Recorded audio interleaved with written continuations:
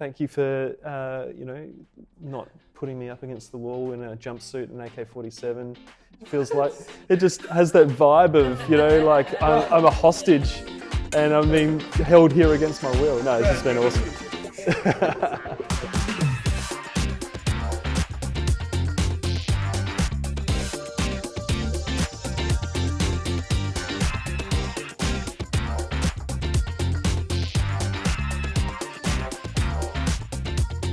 Hey everybody, thanks for coming on for another session of Your Call to Action with myself here with Cam.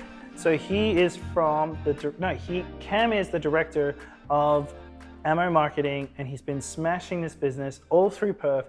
He has done some amazing things for the community. Cam, thanks so much for coming on. Thank you so much for having me. I think this is the only podcast where I've been sitting behind a table made of pallets. It's all a misperception. We're in a warehouse here, which is super cool. It feels very It's legit. I'm on a budget, I ain't gonna lie. Awesome. Makes the week of work. But for real, it's super cool to have you here. So let's go through the journey like we do. Yeah. I'm super interested. I've known you for 7 years. Yeah, 7 years. I started ammo wild. in 2014, yeah. It was a while ago. Mm-hmm. But let's go back, because you're also part of the startup community for much longer than that. Yep. Mm-hmm. So where did it all start with you? Like, how did this all kick off? Look, I was born in a regional hospital. I grew up on a broccoli farm in the southwest of Western Australia. Eating broccoli stew and fried broccoli and baked broccoli. No, actually it was a broccoli farm. Wow. But fast forward, I went to uni, got involved in politics, started working for members of parliament, and got interested in campaigning and elections, and that was where sort of got, quite interested in marketing. How do you sell, or how do you turn a complex message into a short, sharp soundbite which captures people's imagination and changes their behaviour? So that's quite an interesting. There's a science and an art to it, That's very interesting. Politics of all the worlds you could play in. Yeah, That's the one you went to. yeah. Well, the cool thing about politics, especially in Australia, is it's compulsory to vote. I don't actually, support necessarily compulsory voting, but everyone is actually your customer. There is no other market where you can hand on heart say everyone above the age of 18 is my customer.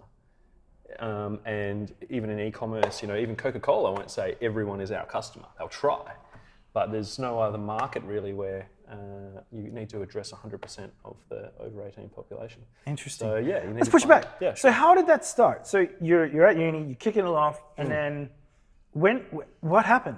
How did it start?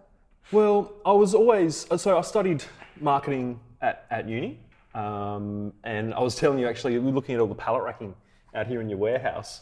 My very first job out of high school was working for a pallet racking manufacturer. Yeah, it's the cool. big steel frames, which makes your space so much more efficient out there with your pallets and stuff, and you guys picking. It's really cool.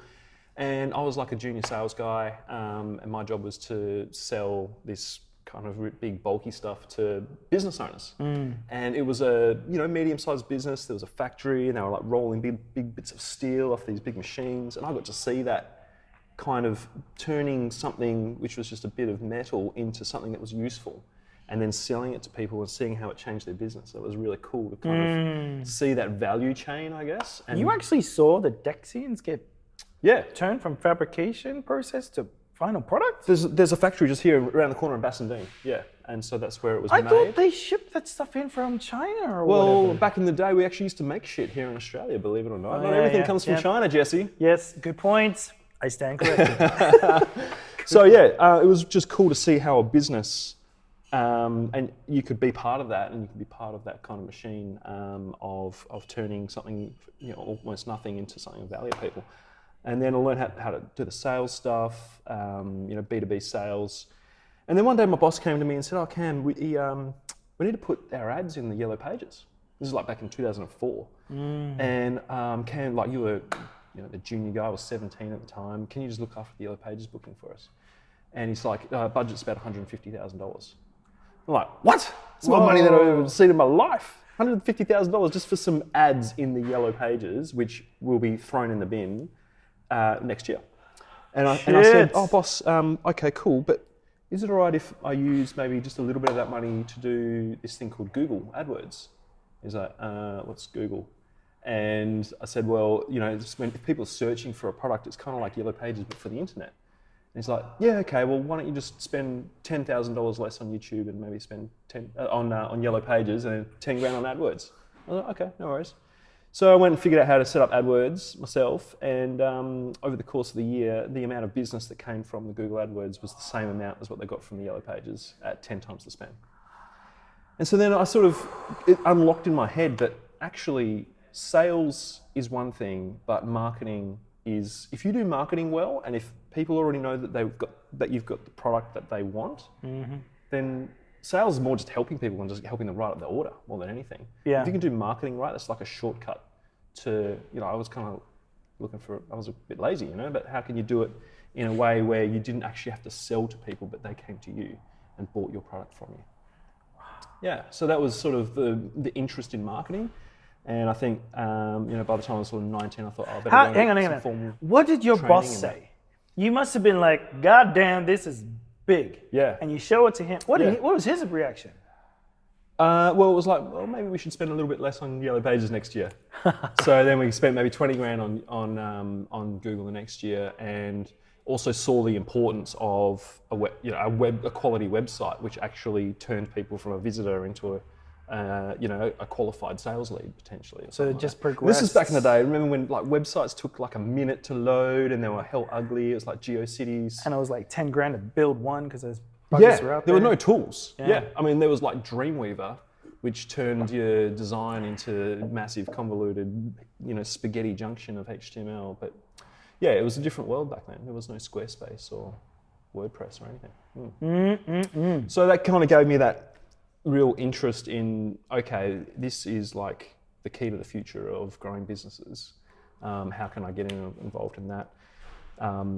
You know, went to uni, learned marketing and economics. And I think economics is what gave me the real taste for politics and what the decisions that governments make actually do impact people in their lives, and the way that, you know, governments can tax people, and then they also have the authority to spend their money, and there was just that whole disconnect between what we do in our lives and how governments make decisions, and so I became quite interested in that.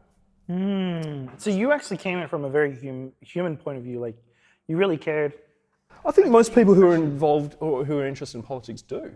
I think most people get into it because they want to see the world improve and people's lives get better. And you know, it's what people see of politicians nowadays is unfortunately a different. I don't think it's reality. I think we see this combative, like people shouting at each other across a parliamentary chamber. But the most people who get into politics, I think, come at it from a really good place. I'll be honest with you. I didn't know a lot. I remember Paul Keating. I remember John Howard. Yeah. When I was younger, those two guys. Be whatever it was, wars and all the rest of it, and GST. I actually really liked them. Yeah. They were there. They were stable. They were there for the whole term. Yep. Now we're like undie-changing all the time. What do you think's changed? I don't know, bro. Like, I just, my depth of politics will not be nowhere near the depth as yours. Yeah. So, well, people probably aren't listening to this to listen to politics, but something very simple's changed, right? Something very simple's changed. It's the speed of information flow. So in the 90s, when John Howard and Paul Keating were the prime ministers, if you were a real keen political enthusiast, you could turn on, ABC at 2:00 in the afternoon and watch Question Time. Yeah, Q&A. Yep, and no one would do that. No, it was Question Time, like in Parliament, you know, and then you had to wait until the 7:00 news to watch a 2-minute snippet of quite a balanced kind of reporting of what happened in politics that day. That was basically the extent of it. Maybe you'd read the news in the newspaper in the morning. Nowadays, you can jump on Twitter and see the ongoing, thought stream of every journalist in Australia and what they're doing and what politicians are doing, what their thought stream is. You can jump on Facebook and see some inane, irrelevant post from some MPs talking about donuts or dogs or something like that. You can watch 24/7 news on Sky or ABC 24. Yes. So the whole pace and intensity of the political conversation has just ratcheted up many, many times. Right. And people get bored. And so we don't want to hear about some boring policy decision about public housing or taxation. We want to see the argy-bargy of the political discourse and people having a crack at each other and the emotive language that comes out of that. Is that just based on the human trigger clickbaity approach of conflicts and drama and that clickbaity approach like, policeman takes black man down. Yes. Watch this. Fight at Super Mall. 2 politicians beef it over Yeah. in public. So that kind of knee-jerk, want to watch it, want to get some drama in my life. Yeah. Video News is kind of entertainment thing. now. It is. It's kind of gross, but Yeah. it's the standard. Yeah. And so because they, like you said, as you found in Google, the amount of clicks and then working on the approach, which I'm sure you'll go into later, that approach of what's considered attractive or will get the clicks or get the attraction and get their views and get the content feed through as being a thought leader, like, isn't that a little bit morally in the wrong place? Yeah, but it's what works, right? So if you... That's bullshit right there. It is. Agreed. And it's not, and it dumbs everything down. Kinda, yeah. And it removes the need to justify and get into the detail and nitty gritty of policy direction or your product or what you're selling, and it's whoever can shout the loudest and cut through the hardest gets the airtime. Yep. So it's a shame that it's where we're at, and it's just and I think one of the big causes is we are bombarded with messages every day. I think now it's up to 10,000 messages a day. And we would need to be focusing for 48 hours, in a day to even be able to absorb any of it, even close to the majority of them. So it's just such a difficult thing to get cut through, and to prove and to be authentic, because that's what people really value now. Yes. And to have a message which motivates people to change their behaviour. So let's take it back. So you decide to get into politics. You're doing economics at uni. You're figuring out that this is an exciting world to be in, and seeing how the changes are going on.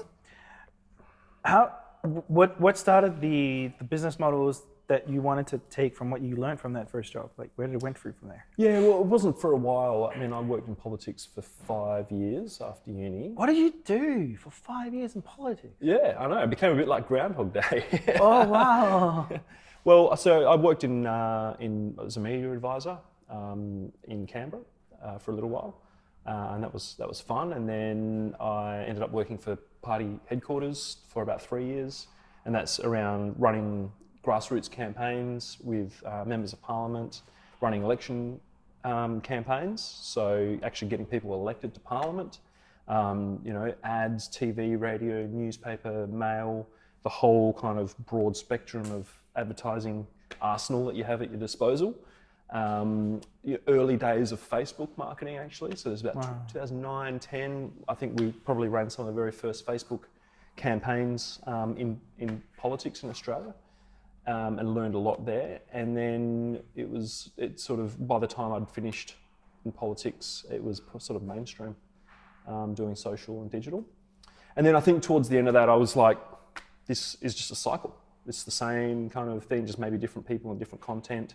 So I was ready to do something different. And I knew I always wanted to start a business. I just didn't know what. I knew I always loved tech, but I wasn't like a technical propeller head kind of guy. So what was my skill set? How could I help people in technology grow their business? So what did you find? What started it? Well, I didn't know exactly what it was going to be. I knew I'd seen some people who had experiences with marketing or advertising agencies that weren't great, that had spent tens of thousands of dollars on, like a one-off project, like maybe a brand and a website, and then had it handed over to them, and there you go. And then then it's your job to figure out what to do with it. And I sort of felt like people knew that they need to invest in marketing and branding, but they didn't know how to use that to grow their business, and that was sort of disappointing to me. So I thought, why, like, that shouldn't be. How do you help people at the early stage figure out who their customers are, figure out how to reach them, get those early sales, and then figure out from there how to turn that into a system in your business which grows with your business. So as you've found out with what you do here, like throwing more money at advertising doesn't necessarily grow your business. No, it's a waste. Yeah, it can be. It can be. Yeah. Totally was for us. But no, for real, like but it seems to be the case where in the beginning in 2016, we could put $500 into Google Ads, run a campaign, 3 ads, post $30 a day, run that through, and it would all get spent up, and then it would create leads through it. The spend was insane. And that was not with an advertising campaign or anything. It was just super expensive. So then we thought, like, wow, if we just keep doing this, we'll burn all this cash. But then I was listening to, don't mean to steal thunder here. No. I forgot the guy's name. There was a young fella he was doing in the States about the funnel guy. My God, that's something. Right. I'm sure we'll edit this out. Be a millionaire or something like.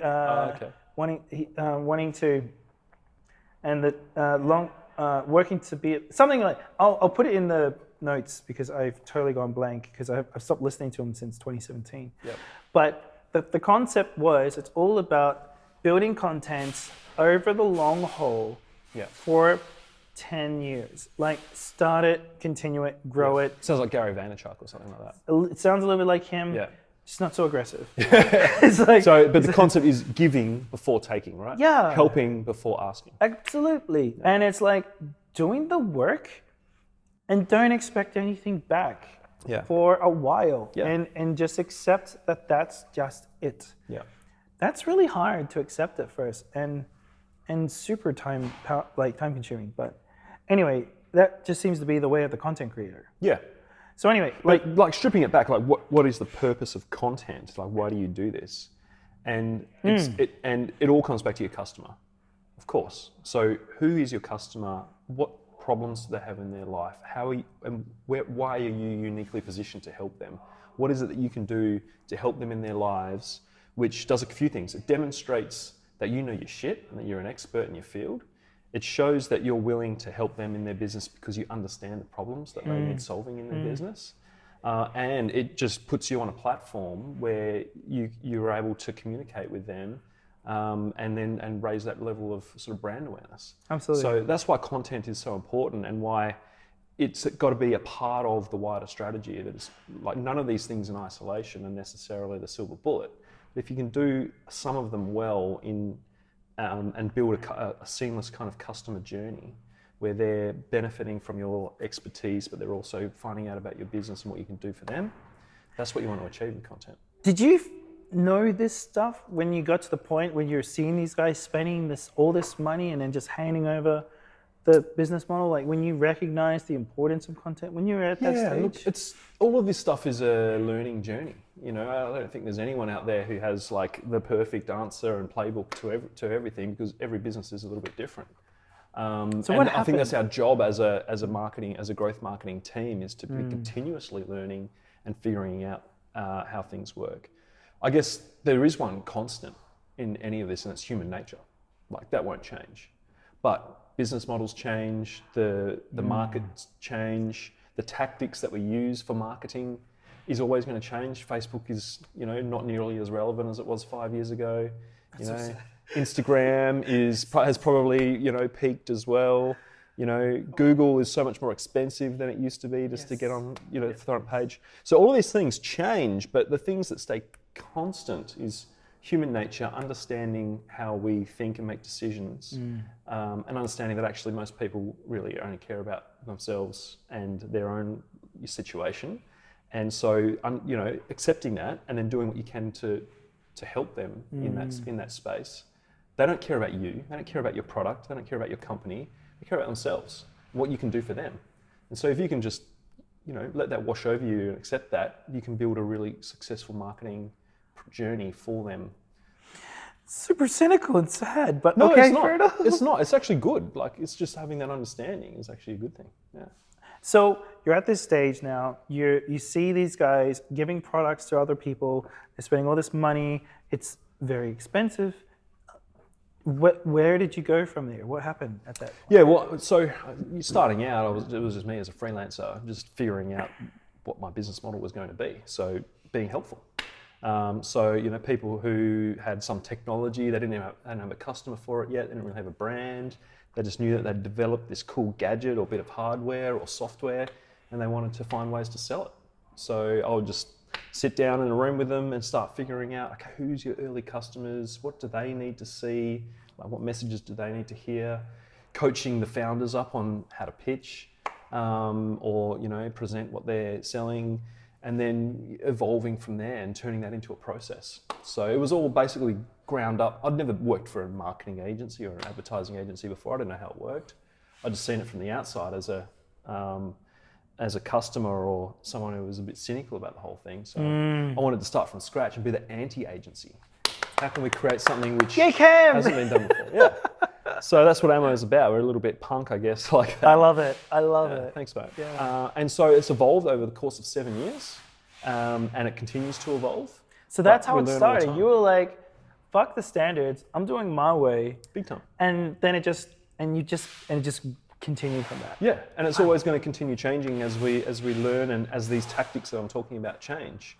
If you think that you can start a business today and it's going to be set in stone and be the same for the next 10 years, well, you're mad and you're not going to have a very good time. So the more flexible that you can be and the more open to learning and changing and adapting over time, the more successful you'll be and you'll have a bigger, more successful business. So what were some of the things you saw as the standard when you were starting and you just thought, that ain't right and we should try it this way? Did you have any examples of that? Well, like in terms of what traditional agencies would do. So, it would be, okay, come in, we'll do a branding process, we'll design a logo for you, and a brand positioning and colours and fonts and all this sort of stuff, and letterhead and business cards, and that'll be $25,000. And then, so that was sort of the standard. And then, you need a website. Oh, all right. Well, we're going to have to, assemble a development team and write some HTML and then design some CSS and blah, and that'll be, $30,000. And so before you start and before you've even sold a single widget, $50K. You're investing upfront for all this stuff, which actually probably isn't all that necessary. So that was sort of the standard, and still is in a lot of circles. That's so gross. Yeah, and then so you do that up front, and so they hand all that over to you, and then you're left going, all right, well now I need to actually get some customers. So that whole thing never actually resulted in any, action, I suppose, in marketing. So yeah, and so then maybe the traditional way was, okay, well you need some advertising then. So let's start shoveling some cash into the advertising furnace. So maybe some radio or newspaper or TV. And then the problem with that, with traditional advertising, is how the hell do you know whether any of that's working? Sure, you might be getting some inquiries, but was it the radio, or was it the TV or the magazine that you ran? So that was very difficult to have any measurability or to make any smart decisions about where else you should be investing your marketing spend. I need to ask this question because you were helping politicians before you went into your business. You were a customer of radio and TV? Yep. That was a thing? Okay. In your experience through radio and TV and seeing result reports that they would give, was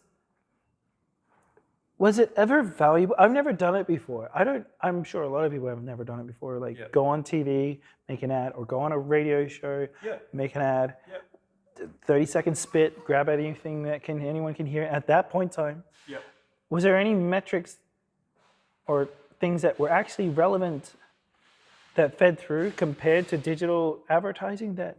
Yeah, I guess it just gets far more nebulous when you're at that scale, I suppose, when everyone's your customer. What does that It means difficult to grasp this, cloudy, sort of, it's hard to really get any strong data points. But, in politics, in campaigns, you do research, and you do have those polls, basically, figuring out where the vote is.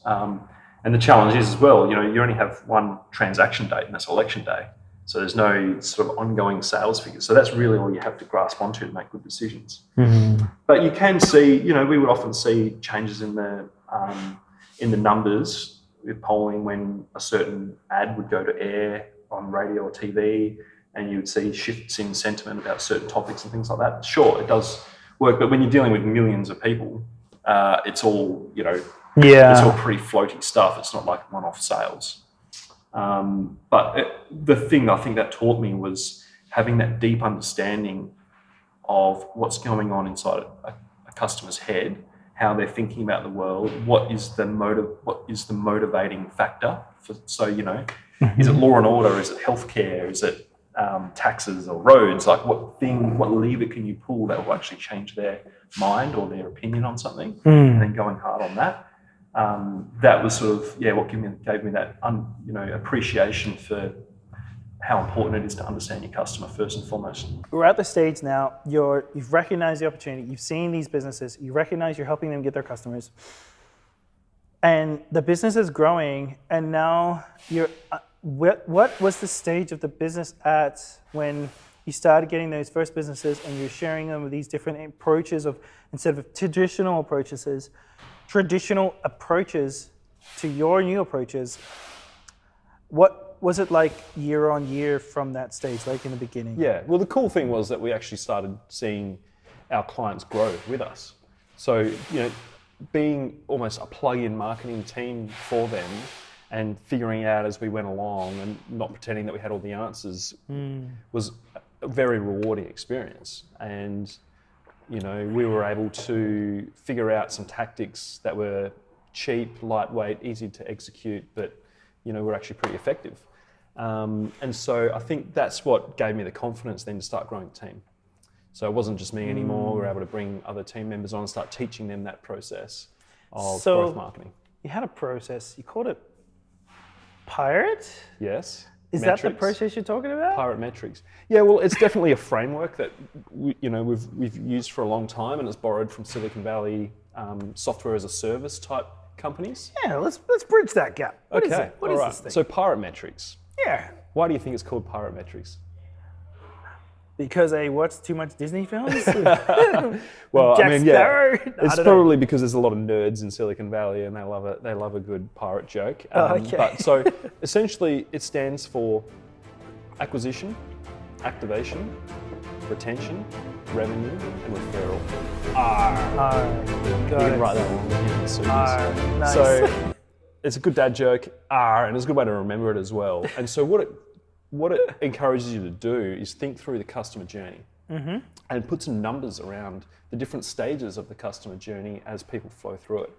So it's a funnel, and so you can start at the top there with acquisition. So how are you first making people aware that you exist? How are you reaching them? What channel are you using to introduce your business and the solution that you're offering customers to them? And what's the message and the content and all that sort of thing. So if you can, reach your customers and give them a value proposition and a call to action, then you can take them to that next stage, which is activation. Really important. What are you actually asking people to do as a result of knowing that you exist? So it's that call to action. So it might be a free trial, or it might be signing up for a newsletter or a free discount, or it might be downloading a tip sheet or some sort of lead magnet. But it's important to have that first step in the customer journey, because if you ask them to buy straight away, you're going to get a lot of people jumping out of the boiling water like a frog, Put a frog in boiling water, it jumps straight out. But if you put them in a nice cool water and turn the heat up slowly, then you get a cooked frog. I don't know if you've heard that analogy before. I've heard that, yeah. Yeah, but it's like the frog in the boiling water. Cool. So you're asking them to take a little step towards becoming a customer. And then what that gives you permission to do is communicate with them. And so this is in the middle of the funnel called retention. So how are you explaining your value proposition to your clients, taking them on a bit more of a journey, of an educational journey, and getting them to the point where they're ready to becoming a paying customer? And so that's where we're at revenue. How are you closing the deal? How are you asking them to get their credit card out of their pocket and to buy? And for most people, that's pretty obvious. That's the easy part if you've done the first three well. And then finally, it's the most powerful form of marketing is word of mouth. It's what other people say about you. You can say whatever you like about yourself, but it doesn't have the same level of authority or authenticity as what someone else at arm's length says about you. If a mate refers you to try Uber, well, you're a lot more likely to do it than Uber doing it themselves. I mean, back when Uber first started, it seemed crazy. Why would you get into a stranger's car without any taxi, stickers on it, and not even need to pay cash? You'd be lucky if you weren't axe murdered, And so it was only their growth model was all based on referrals. So it was that person-to-person recommendation, and that's what they own so well. And so that anyway completes the funnel. And so if you can actually understand the numbers and your conversion rates at each stage of that pyrometrics, awareness or activation, retention, referral, and revenue, then you can make some really good decisions about your marketing and your customer journey. That's pyrometrics. That's very good. Yeah. That's very good. And so the nice thing about it, I suppose, is it takes away a lot of that fuzziness that we often think about when we think about marketing. And now I know it's so difficult because there are just so many options for founders and business owners to consider when it comes to their marketing. There's a myriad of things. You get people telling you should SEO and you should do, lead magnets and all these things. And so it's hard to cut through all that and just get clear about the handful of things that you need to build for your customer journey, and then just focus on them. So when they're going through that process, right? It's a real pain because there is so many things. Like, I don't like blogging. I hate it. I don't like writing. Fair enough. I'm not an email fan. Yeah. And my son's here. Hey, mates. Hey. How are you going? Oh, that's great. Look, I'm going to turn the sound up a little bit. You go downstairs. Teddy's going to have a talkie up here, okay? Is that okay? I love you. Bye-bye. Not fun. But this is fun. Yeah, this is so much better. Yeah. Being able to record, take the recording, transcribe it, and then have the pieces out of it that are juicy and put it in it. Yeah. Take the audio, chuck a podcast through it.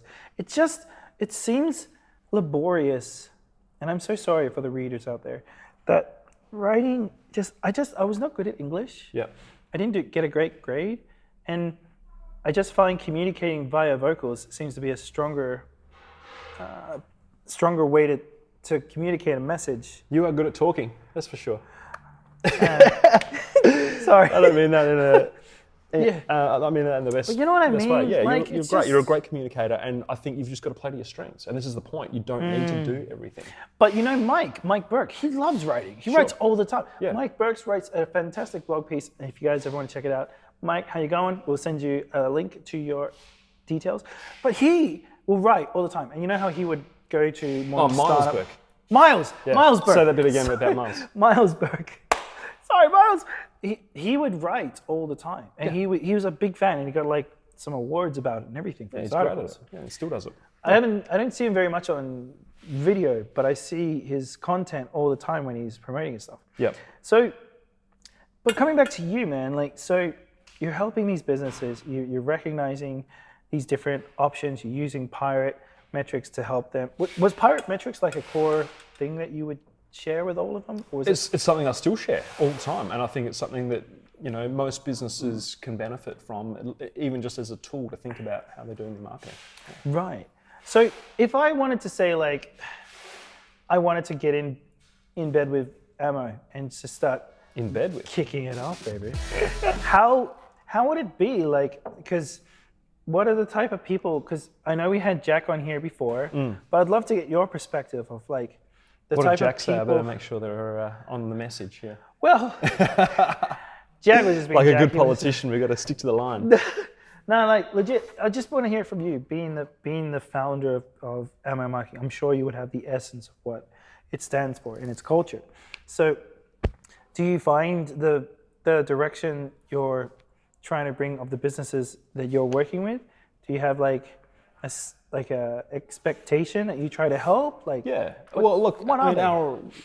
what we say is our ideal customer is the founder of an innovative business who's ready to grow.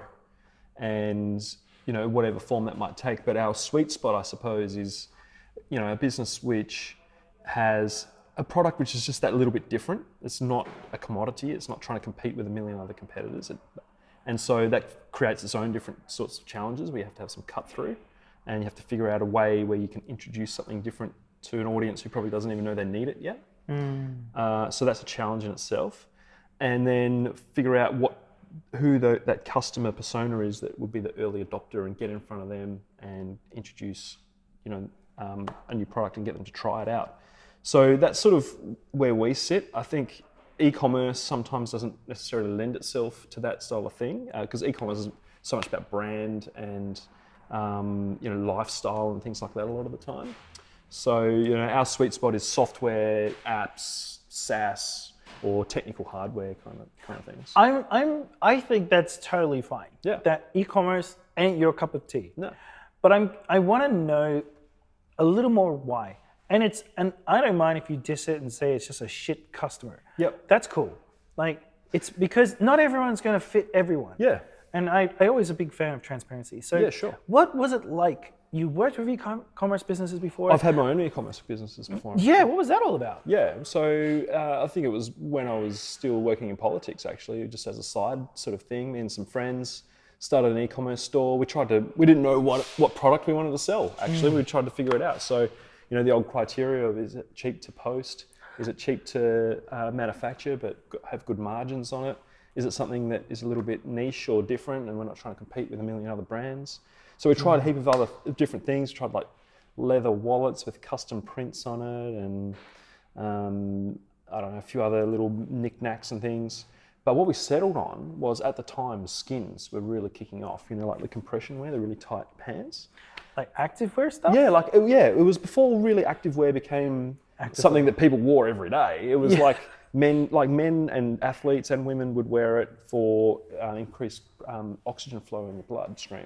I see basketball guys wear it a lot all of the time. athletes wear it. Yeah. And so skins were $110 for just a pair of pants. And so we went and bought one of everything from Skins and sent it to Bangladesh and had copies made, and, basically with our own brand on it, and then sold it on eBay. And so what we did was, the old just basically the 4-hour work week playbook.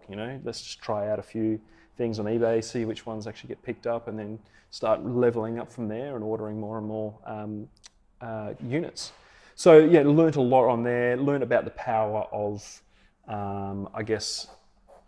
network reach that things like eBay and Amazon have, where you can tap into massive audiences and then try to figure out ways to get them off those networks and into your own owned real estate part of the internet. So I think a lot of your customers probably, know that playbook so well, right? Like, you don't own your audience on eBay. You don't own your audience on Facebook or Instagram. No. What are the things that you can do to get them away from there and onto the platforms that you do own, so you have permission to have a one-on-one communication with them?